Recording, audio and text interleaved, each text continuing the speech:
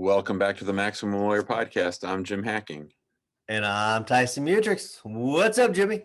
Tyson, my friend, it's good to see you. I feel like we've not seen each other for quite some time. We haven't. We didn't. We talked a little bit last week, which is a little weird. We normally talk, I'd say, almost on a daily basis. And then I was on vacation, had fun, Myrtle Beach, in Nashville, Myrtle Beach. I'll never take a car ride again. It was a lot of fun.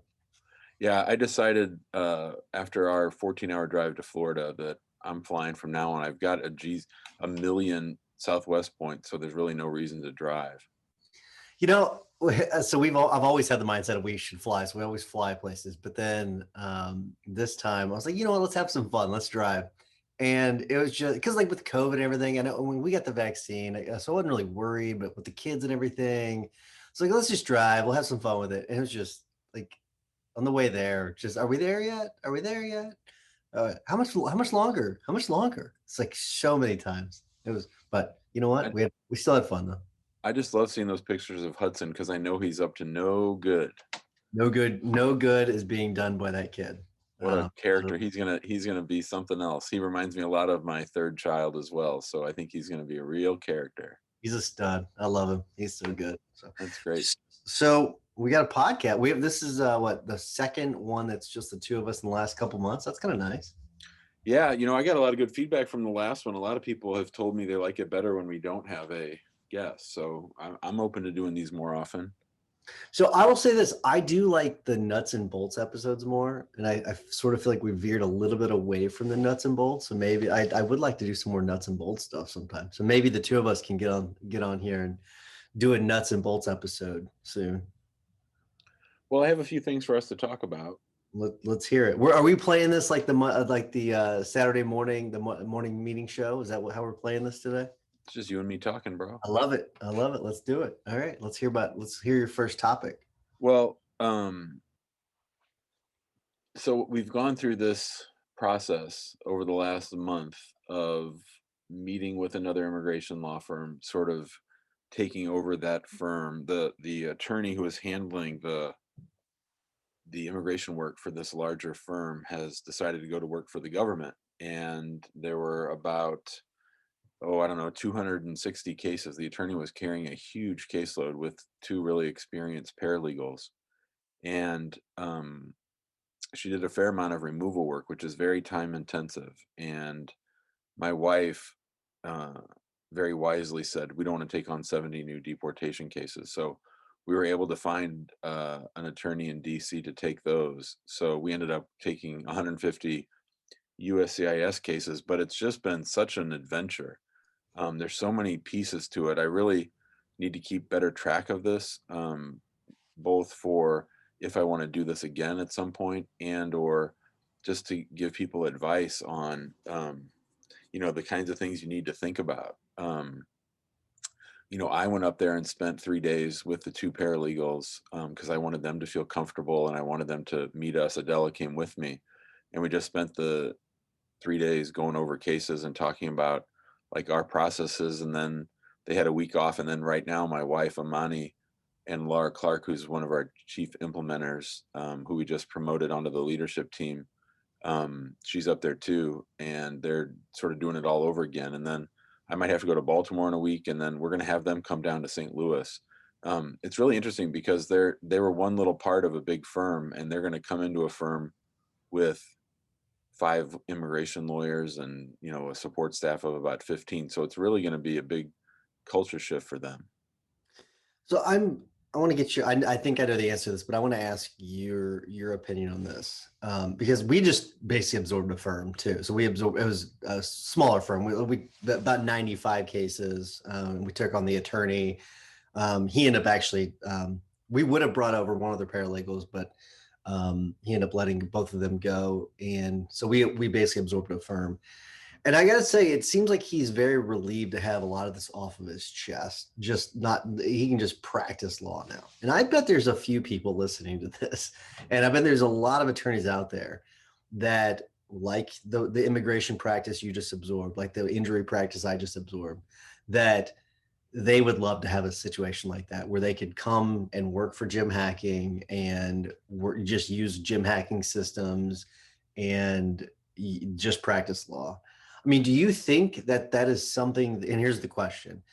I mean, do you think that that's something that you would want to do like repeatedly to grow, like taking on, because it's a huge risk for you because you're taking on a bunch of liabilities that you really don't know a whole lot about, and an attorney that you're going to take the salary, maybe some staff. So, I mean, is that something that you like? Is that on your radar? Something you're wanting to do? You're planning to do? Well, it's so great because I have the San Diego office to compare, and that's when we're starting from scratch. And this is a logistical headache. Um, it's a lot of tedious stuff, just getting the addresses and emails and cell phone numbers into Filevine and into our marketing software. It's one of those deals where we could export about 90% of it, but then there's 10% that you have to do by hand, and so there's a lot of tedium to it. But I think this is actually the model because I do think there are a lot of lawyers, particularly in immigration, who just want to practice law and help their clients. When we were in, so we're going to have to hire a lawyer in DC. And Amani wisely said to the attorney who was leaving to go to work for the government, "Hey, do you have any friends or anybody who might be interested?" So she connected us with this attorney. This attorney wanted 150 or $175,000. So that wasn't going to work out. But the interesting thing in that conversation is she's been practicing for 14 years, I think. And she said to me, "I have no interest in bringing clients in. Like, all I want to do is work on cases." And like, that's like the opposite of me, like literally the opposite of me. And I think that there's a lot of people that sort of fall in that spectrum between me and her. But there are definitely lawyers out there who almost view bringing in business as this magical thing that they should not be associated with. It just sort of happens. So I think this is the model for us, if we're going to do this again, which is why I need to keep better track of exactly what we're doing, mostly because I don't want to be the one involved in the onboarding next time. So the reason why I ask, and you should totally document it, because I mean, it seems like you've done it really well. It seems like it's been planned out really well. So I don't think it'd be too hard for you to do. But the reason why I ask is, it's something that's been on my radar for a long time. It's something that I think, especially this is especially true. I think with older attorneys that are wanting to sort of wind things down. And this may just be a theory that has no weight to it, but I was thinking older attorneys, they're winding down their practices. You basically just take like sort of the retirement plan in a way where you take over their personal injury cases and they get paid a significant portion of that and they don't have to do anything else on it. And I also think sometimes younger lawyers, they think that they want to practice or that they want to start a law firm. They quickly realize, oh shit, I don't. I don't know what I'm doing here. I'm sort of trapped in this cycle though, where I've got these cases I can't get out because I've got to keep working these cases and I can't go take a job somewhere because I'm still working these cases. And so they get stuck on this wheel, right? And so I think it's something that would benefit the firm to also benefit the individual too. So I do think it's a win-win in most cases. Yeah, let's talk a little bit about that. Let's talk about the people who have made that entrepreneurial jump, but really regret it. I mean, that's got to be a subset of the people that we come into contact with. I mean, I know that a lot of our friends in the guild and in the big group are enjoying the practice of law and enjoying the decision that they made to go out on their own. But there has to be a smaller subset of people who have buyer's remorse and wish they hadn't done it. Yeah, there. I mean, I think there's a large chunk of them. I think guilders are different. I think that those people, okay, we're in it. We're wanting to improve. We've got this. They've got a good grasp of it. I'm more talking about the person that they just jump out, start their firm, they get a few cases or whatever, and they're just like, this just isn't for me. And I mean, I can think of like five off the top of my head right now that I know that they're on this hamster wheel and they would love to get out because they've told me, but they just can't. I mean, especially like people that are like they're prosecutorial minded. So I know a few people like they were former prosecutors. They go out and start the criminal defense firm, and they would love to go back to be a prosecutor. They would absolutely love it, but they get stuck on this hamster wheel. and they just can't get out. And I do think a bunch of it is that they're afraid of a malpractice claim. You know what I mean? Like they feel like they've got to take these cases through to fruition, and they don't want to abandon the client because they've already taken the money from the client. They probably don't have the money to give back to the clients, right? So that's what I'm talking about with the hamster wheel. It's not as easy as people might think to get off of the hamster wheel. You're stuck in it in a lot of aspects. Unless you're making a bunch of money, it's easy to get off of it. But if you're not, you've taken money from these clients, so you've got to see it through. And then to see it through, you still got to pay your bills, so you got to take on more clients, and they can't get off of it. So, but I think in a situation now, like that might be a little bit a different situation where you wouldn't want to take on those clients because then you don't get paid from them. But I'm more talking about a situation where you can still get paid on the cases. Like it's easier for a PI case because um, in some situations, let's say it's a young lawyer, they've spent the money on the case expenses. Well, they're probably would be really happy just to get it off their plate. But then other situations, it might make sense where the buying firm buys the case expenses, so that's that younger attorney or that newer attorney or the attorney that's being absorbed gets a big check for all their case expenses. So it's just one of those things where I've thought about it quite a bit, and I've seen you do this. It seems like pretty successful, and I think it's an interesting way of growing, but also helping. Like you have a really defined mission, so you're able to help a lot more people by what you're doing. It also helps fulfill our mission when it comes to Maximum Lawyer, like when it comes to helping lawyers, right? So I definitely think it's a win-win. Well, yeah, and for me, it's interesting because, you know, we put San Diego on hold for a while. It's still there, but it's just, on sort of life support. We're not really pouring much into it. And the thought is that we spend 3 or 6 months, get DC squared away.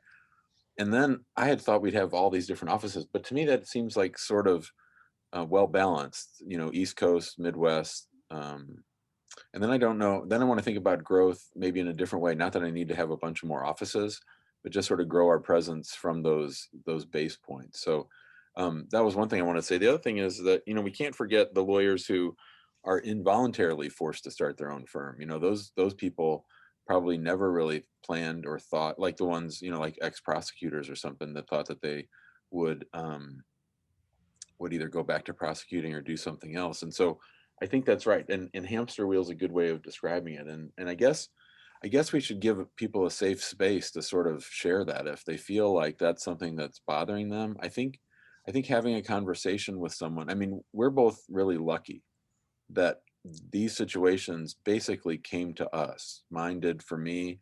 It was based on long conversations I had with the law firm owner, and for you, these are conversations you had with your friend Anthony.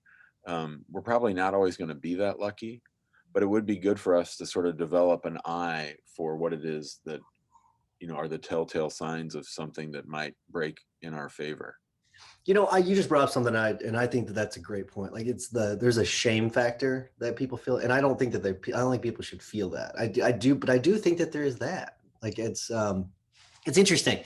I don't think that you and I in 5 years and however many episodes we've had, one a week at least for 5 years, right? We've ever really talked about, if we have, I don't remember, like exiting. Like ours is more like, okay, head down, keep moving forward kind of a thing. It's rare that we've talked about, if ever, sort of exiting. Because I think that there is a shame factor to it. I just wish people didn't have that feeling. Because I have talked to people that have said, okay, I'm gonna go and work for such and such, or I'm gonna wind down my practice or do whatever. And I do, there's like an ego part of it, and I just wish there wasn't that part of it. Like, why do you, I mean, is it, do you think it's like the thought like of failure? Like, is that why you think people have that feeling?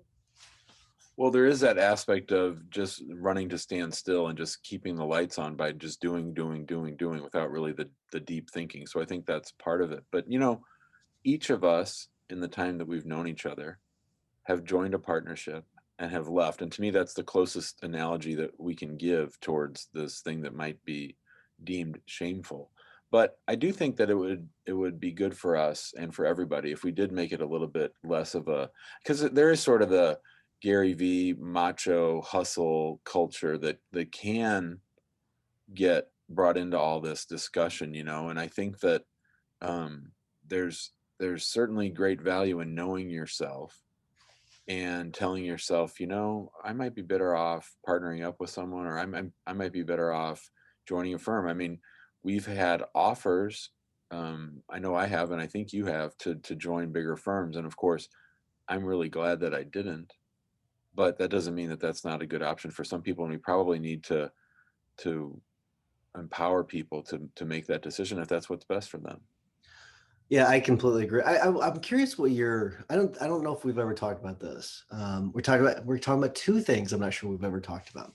What Nice. what feeling did you have whenever your firm split up? Oh, well, I knew very quickly once I got in that I never should have gotten in. So it didn't take me long. It took me a year and a half to get out, but that was because I was there with a friend, and that was a real macho culture. The head of the firm had been a NCAA Division I basketball player, and he was very well connected and very smooth and very forceful person. And I in those situations, I usually defer to the stronger type person. So it took me a while to sort of get it going, but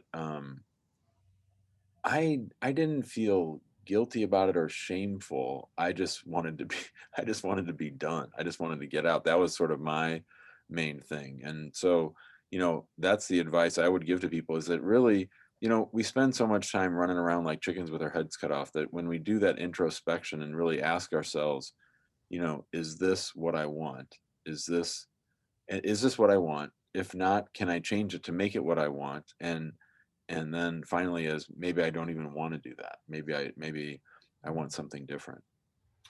Yeah, my initial thought was, and it was like I'm talking like a split second, like shit, what are people gonna think about this? Like, but then like almost instantly after that, it was like it was such a relief to me. Like I feel like I had all this weight, and I'm sure he did too. Like you feel like you're carrying, and it may have been different. You were a part of a bigger partnership with, I think, was it how many lawyers? Four, five? Five, five. Five lawyers.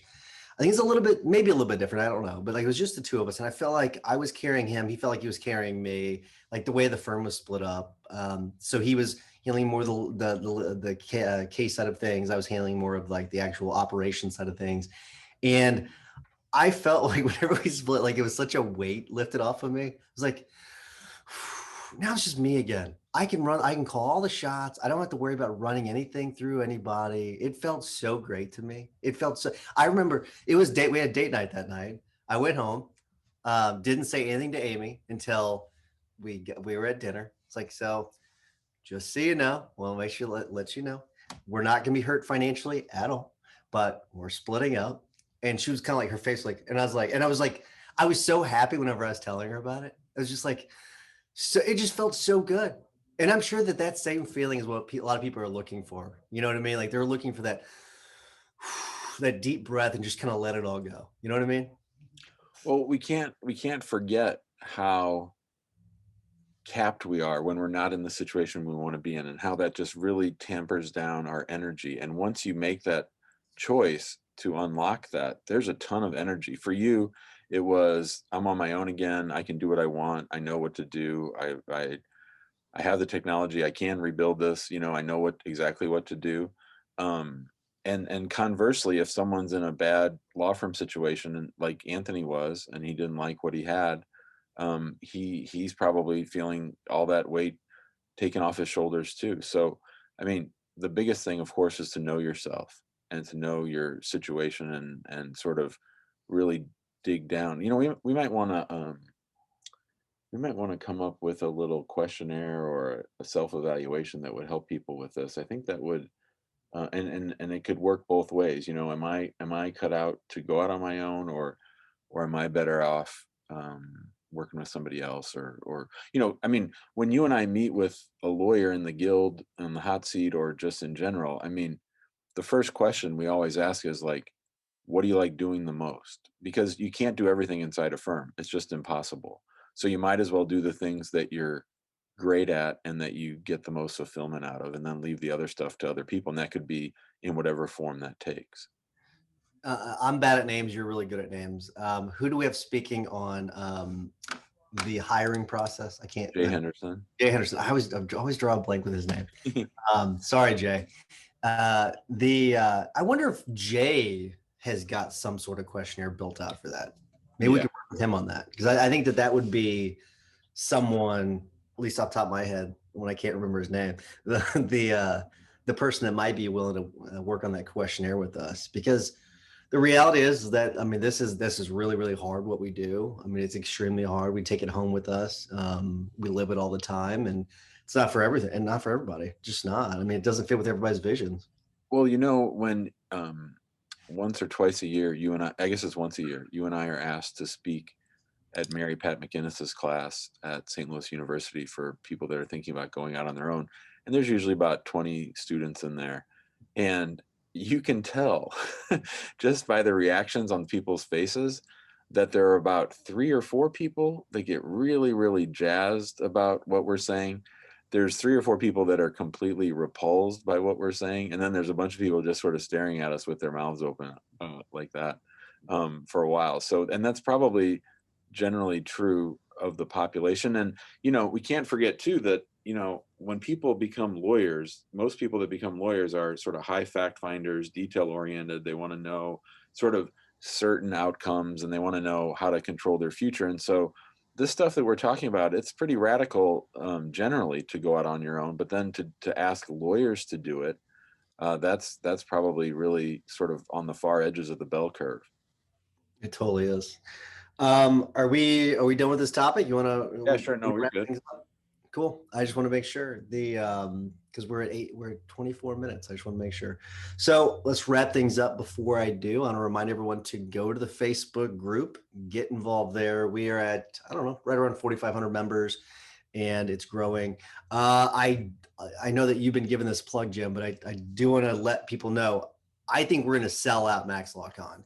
So if you want to get your ticket, go to maximallawyer.com. I think you can also go to maxlawcon.com and get your ticket. You can also find it through Eventbrite.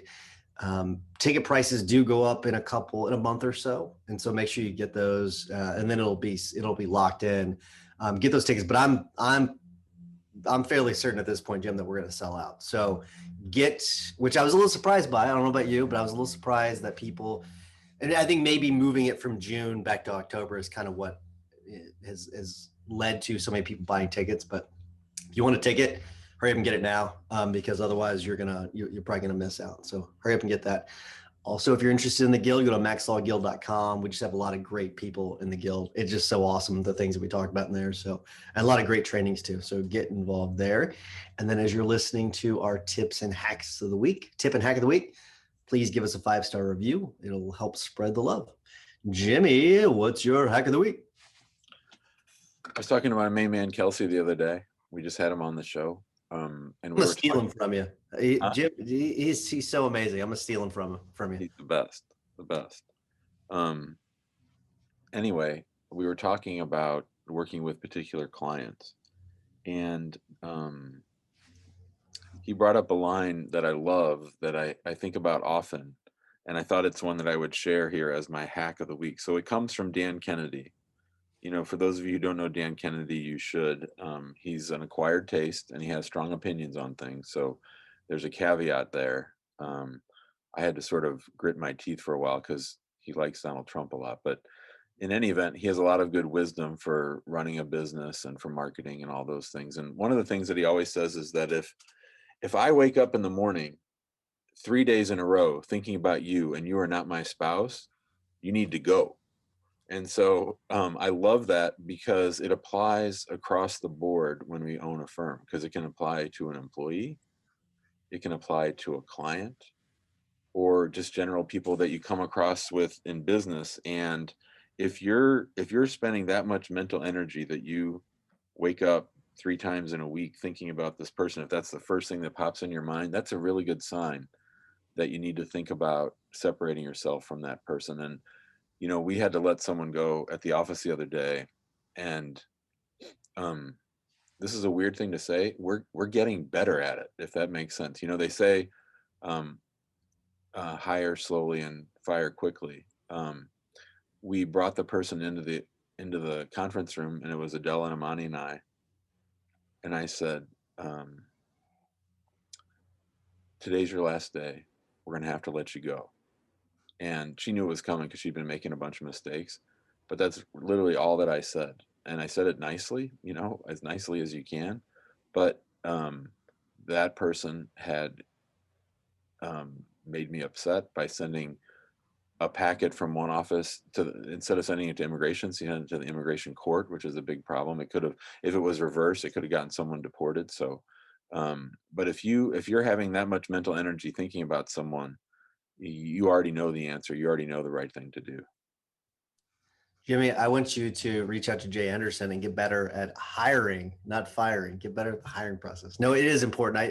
I think the firing process is probably so overlooked, and doing it the wrong way can get you sued. So, I think that's good. But it's like, here's the thing: like you're getting better at that, but it's improving your firm. So I think that's really really awesome. All right, so my tip of the week is it's about an app. And I was so Jonathan Barber asked me to speak to the Mecklenburg Bar Association last Thursday, and I was in Myrtle Beach. I had a vacation, and I was out there. And my plan was, here's my plan, Jim. I was gonna set up. We were supposed to have Wi-Fi out at the beach house. We were right on the beach. I was gonna sit out on the balcony. I was gonna have the nice setup where it was facing the beach, cool beach behind me. Well, the Wi-Fi was garbage. It was just garbage, and I was like, okay, what do I do here? And I had downloaded this app before because when we were looking for new office space, it's called LiquidSpace, and LiquidSpace is not good for finding new office space in general. Okay, I'll just tell you that. But what it's great at is finding you an office space to rent for an hour or two. And I get on it, and this was the morning of my presentation. Presentation was at noon. I get on there about 6:30 or so and find an office about 10 miles away, rented it, boom, done, paid with Apple Pay. Took me about 5 minutes. It was awesome. So Mm. if you need an office in a pinch, or let's say you've got an extra office space, you can put, I haven't done that, but if you want to make a little bit extra money, maybe for your office, if you got an extra office, you can rent out an office space. And I mean, you get to set the rates and everything. So it's pretty cool. I mean, I'm not kidding. It took me 5 minutes. I went through there, paid with Apple Pay. I was actually literally laying in bed when I did it. I just boom, boom, boom, boom, done. And so next thing you know, I'm going over to the office.